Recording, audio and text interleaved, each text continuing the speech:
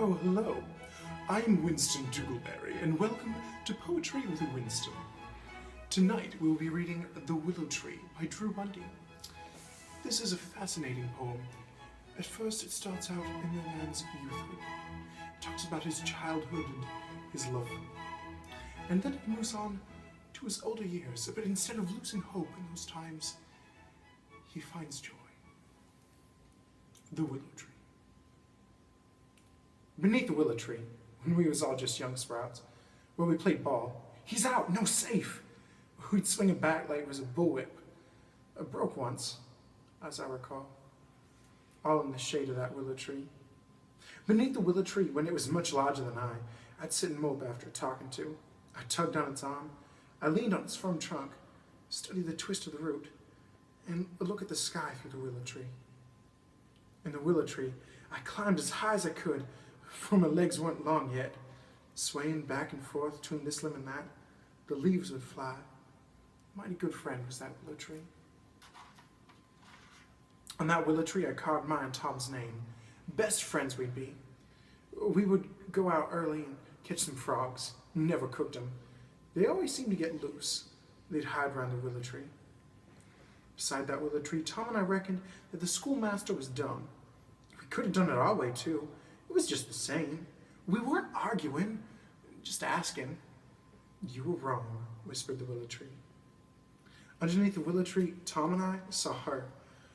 Tom didn't care as much as I. I saw Rachel at school. She was different this time. Pretty and nice.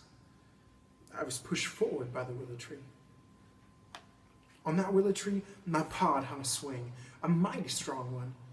I asked Rachel to sit, and we'd talk about pointless stuff, but it all made sense under the willow tree. Beneath the willow tree, when I couldn't get my eyes closed, I'd sleep there. The stars twinkled through the thick branches. It was peaceful there, right under the willow tree. On top of the willow tree, I escaped a cry. Tom had gone away, and the tree seemed to wrap its arms around me. Rachel saw me, but it was all right with the willow tree. Beside the willow tree, I knelt beside her. Will you be mine? I asked. The tree seemed to be excited. The leaves rustled as she said yes. Wow, smiled the willow tree. Alongside the willow tree, where the ground was flat, I built us a house. Not much of one, but it was enough for us. We had shade. We had our willow tree. In the willow tree, our small children would climb and play. Life seemed to sprout from that sagging tree. As the children came, they too loved the willow tree. Along the willow tree, as it drooped lower, so did we. We weren't visited as much, the willow tree and I. The children didn't play around me or the willow tree.